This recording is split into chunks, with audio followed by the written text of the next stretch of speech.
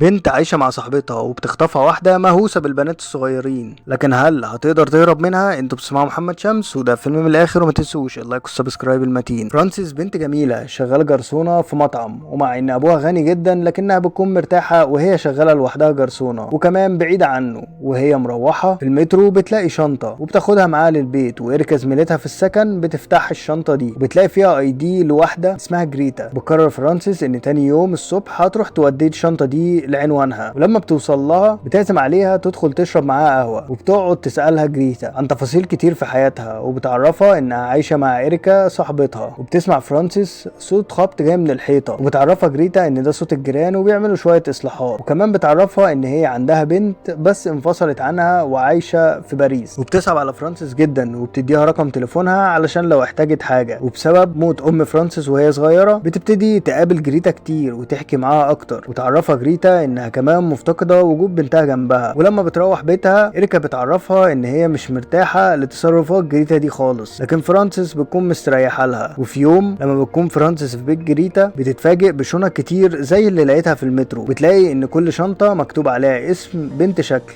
وبتستنتج انها بتستدرج البنات للبيت وبتخطفهم بعدها. ولما بترجع لإريكا بتعرفها على موضوع الشنط، وبتعرفها إريكا ان هي لازم تتجاهلها خالص وما تردش على تليفوناتها، وفعلا بتعمل بنصيحتها. لكن جريتا بتطاردها حتى في شغلها، وبتعرفها فرانسيس انها كشفتها خلاص ولو ما بعدتش هتطلب لها البوليس وتبلغ عنها. وبتبعت لها ورد وتحاول تستعطفها لكنها مش بتهتم خالص، وبتروح لها البيت لكن فرانسيس بتطردها. وتاني يوم فرانسيس بتروح لغاية بيتها علشان تلاقي حاجة تخص بنتها، وبتلاقي فعلا رقم تليفون ليها، وبتبعت لها رسالة وتقول لها ان هي عايزة تشوفها. ولما بتروح ابوها بيكلمها ويعرفها انه عايزها ترجع تاني، لكنها بتقول له سيبني يومين افكر. وتاني يوم بنت جريتا بتكلمها وبتروح تقابلها فعلا، لكنها ما بتطلعش هي وبتطلع صاحبتها الانتيم. وبتعرف ان بنت جريتا ماتت منتحرة بسبب تعذيب امها ليها، وانها كانت بتحطها في صندوق ضيق لمدة يوم من غير اكل وشرب، وده كان عقابها. ونروح لجريتا اللي ما بتبطلش تطارد فرانسيس، وبتقترح عليها إريكا ان هي تروح لغاية عندها وتعرفها ان هي مسافرة لمدة يومين وبعدها تروح لابوها وما تسألش فيها تاني. وفعلا بتعمل كده وبتسامحها جريتا. ولما بترجع البيت بتكون حاطه لها مخدر في المشروب بتاعها.